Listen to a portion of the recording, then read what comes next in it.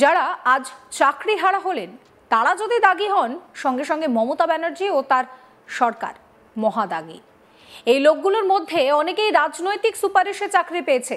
SSC চাকরি বাতিল মামলায় অযোগ্যদের তালিকা প্রকাশের পরই রাজ্যের মুখ্যমন্ত্রী মমতা ব্যানার্জিকে মহাদাগী বলে আক্রমণ শানালেন বিজেপি নেতা।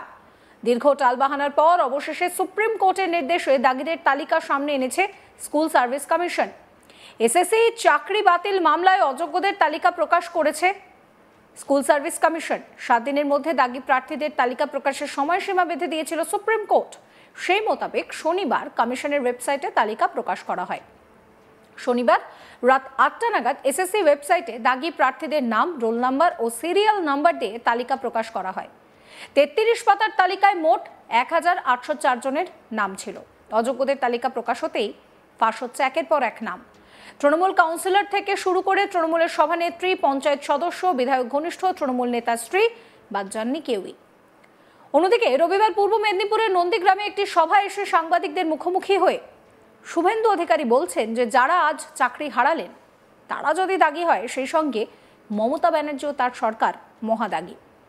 এই লোকগুলোর মধ্যে অনেকেই রাজনৈতিক সুপারিশে চাকরি পেয়েছে, আবার অনেকের স্ত্রী, মায়ের গয়না, গরু, বাছুর, জমি জায়গা সব বিক্রি করে চাকরি পেয়েছে। মমতা ব্যানার্জির সরকার চাকরি চোর। এর সবকিছু রাজ্যের মুখ্যমন্ত্রী মমতা ব্যানার্জির ওপরেই দায় বর্তায়। কি বলছেন শুভেন্দু অধিকারী, শুনুন। এই চাকরি যারা হারা হলেন তারা যদি দাগী হন বা অভিযুক্ত হন, সাথে সাথে মমতা ব্যানার্জি এবং তার সরকার হচ্ছে মহাদাগী। কারণ এই লোকগুলোর মধ্যে অনেকেই রাজনৈতিকভাবে সুপারিশে চাকরি পেয়েছে, আবার অনেকে স্ত্রীর গয়না, মায়ের গয়না, গরু বাছুর, জমি জায়গা সব বিক্রি করে চাকরি পেয়েছে। স্বাভাবিকভাবে এরা যদি দাগী হয়ে থাকেন, হয়তো দাগী সুপ্রিম কোর্টের ভাষায়, তাহলে মহাদাগী হচ্ছে মমতা বন্দ্যোপাধ্যায়ের সরকার। মমতা বন্দ্যোপাধ্যায়ের সরকার চাকরি চোর, যা এতদিন জনসভাতে, মিডিয়াতে আমরা বলতাম, আজকে কিন্তু সুপ্রিম কোর্টের এই কড়া নির্দেশের পরে নিজেরাই স্বীকার করলো যে আমরা চাকরি চোর। এবং যেহেতু এসএসসির হাত থেকে ক্ষমতা কেড়ে নিয়ে পার্থ চ্যাটার্জি, এসপি সিনহার নেতৃত্বে আলাদা কমিটি করেছিলেন, তাই সম্পূর্ণ দায়ভারটা রাজ্যের মুখ্যমন্ত্রী মমতা ব্যানার্জির উপরেই বর্তায়। শুভেন্দু অধিকারী আরো বলেন যে একটা চাকরিও কোনো নির্বাচিত সরকার অবৈধভাবে দিতে পারে না। আজকে গোটা ভারত দেখলো মমতা ব্যানার্জির সরকার অবৈধভাবে চাকরি দিয়েছে। কি বলছেন তিনি, শুনুন। সুপ্রিম কোর্টের পরিষ্কার নির্দেশ ছিল,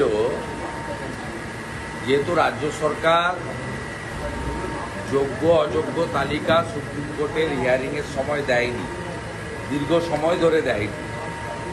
সুপ্রিম কোর্ট কতগুলো যেহেতু তালিকা দেয়নি, এসএসসি অর্থাৎ মমতা ব্যানার্জি বলেছিল OMR tampering, rank jumping, out of panel, এইরকম 3-4 প্রকারের যারা আছে তারা টেন্টেড। পরবর্তীকালে অনেকগুলো রিভিউ পিটিশন হয়েছে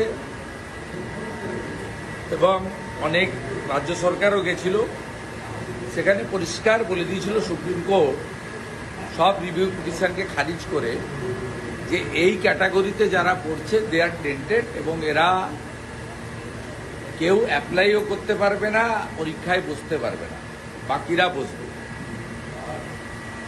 কিন্তু ফাইনালি সুপ্রিম কোর্টের যে কয়েকদিন আগের নির্দেশ যে 2 তারিখের মধ্যে তালিকা প্রকাশ করতে হবে, তাতে অনেকগুলো জিনিস সামনে চলে এলো।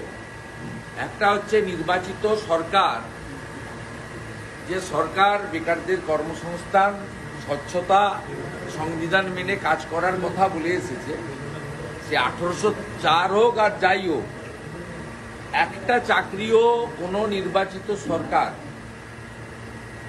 অবৈধভাবে দিতে পারে না। আজকে গোটা ভারতবর্ষ দেখলো যে মমতা বন্দ্যোপাধ্যায় সরকার অবৈধভাবে চাকরি দিয়েছে। এখানেই শেষ নয়, তিনি আরো বলেন যে এসপি সিনহার নেতৃত্বে এসএসসি যে 5টি রিজিয়ন অফিস ছিল, পার্থ 2013 সালে এসে এসএসসির সমস্ত রিজিওনাল অফিস তুলে নিয়ে সেন্ট্রালি করে দিয়েছিল বিকাশ ভবনকে। যাতে পার্থ, ভাইপো, কালীঘাটের কাকু সবাই ওখানেই হয়ে যায়। বেশিরভাগ নিয়োগপত্র করোনার সময় করেছে। কি বলছেন তিনি শুনুন। এসএসসির যে অটোনমি, এই অটোনমি তুলে নেওয়া হয়েছিল। আপনি এসএসসিকেও দায়ী করতে পারবেন না, কারণ এসপি সিনহার নেতৃত্বে আর এসএসসির যে 5টা রিজিওনাল অফিস ছিল, মালদা, শিলিগুড়ি, বাঁকুড়া সব মিলে, পার্থ এসে 13 সালে এসে সব এসএসসি রিজিওনাল অফিস তুলে নিয়ে সেন্ট্রালি করে দিয়েছিল বিকাশ ভবন, যাতে ভাইপো, পার্থ, কালীঘাটের কাকু ওইখানেই সব হয়ে যায়। এবং ম্যাক্সিমাম অ্যাপয়েন্টমেন্ট দেখবেন করোনার সময় করেছে। এই যে টেন্টেড তালিকা মেসেজ দিয়ে দিয়ে প্যানেল না বের করে 19-20 সালে ম্যাক্সিমাম 18 পদ থেকে প্রসেস করেছে, 19-20 ম্যাক্সিমাম। করোনার সময় ম্যাক্সিমাম, তখন সবাই লকডাউন, ঘরে বসে আছে, এরা ব্যবসা চালিয়ে। শুভেন্দু অধিকারী বলছেন যে যারা চাকরিহারা হলেন তারা যদি দাগি হয়, সঙ্গে সঙ্গে মমতা ব্যানার্জি ও তার সরকার মহাদাগী। এই লোকগুলোর মধ্যে অনেকেই রাজনৈতিক সুপারিশে চাকরি পেয়েছে। এসএসসি চাকরি বাতিল মামলায় অযোগ্যদের তালিকা প্রকাশের পর ঠিক এইভাবেই মুখ্যমন্ত্রী মমতা ব্যানার্জিকে মহাদাগী বলে আক্রমণ শানালেন শুভেন্দু অধিকারী। কি বলছেন তিনি শুনুন।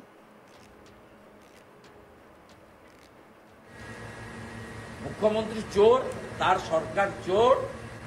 এই চাকরি যারা হারা হলেন তারা যদি দাগী হন বা অভিযুক্ত হন, সাথে সাথে মমতা ব্যানার্জি এবং তার সরকার হচ্ছে মহাদাগী। কারণ এই লোকগুলোর মধ্যে অনেকেই রাজনৈতিকভাবে সুপারিশে চাকরি পেয়েছে, আবার অনেকে স্ত্রীর গয়না, মায়ের গয়না, গরু বাছুর, জমি জায়গা সব বিক্রি করে চাকরি পেয়েছে। স্বাভাবিকভাবে এরা যদি দাগী হয়ে থাকেন, হয়তো দাগী সুপ্রিম কোর্টের ভাষায়, তাহলে মহাদাগী হচ্ছে মমতা বন্দ্যোপাধ্যায়ের সরকার।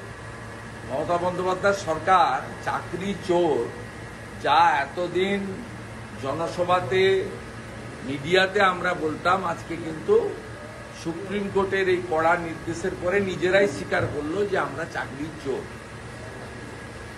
এবং যেহেতু এসএসসির হাত থেকে ক্ষমতা কেড়ে নিয়ে পার্থ চ্যাটার্জি এসপি সিনহার নেতৃত্বে আলাদা কমিটি করেছিলেন, তাই সম্পূর্ণ দায়ভারটা রাজ্যের মুখ্যমন্ত্রী মমতা ব্যানার্জির উপরেই বর্তায়। সুপ্রিম কোর্টের পরিষ্কার নির্দেশ ছিল,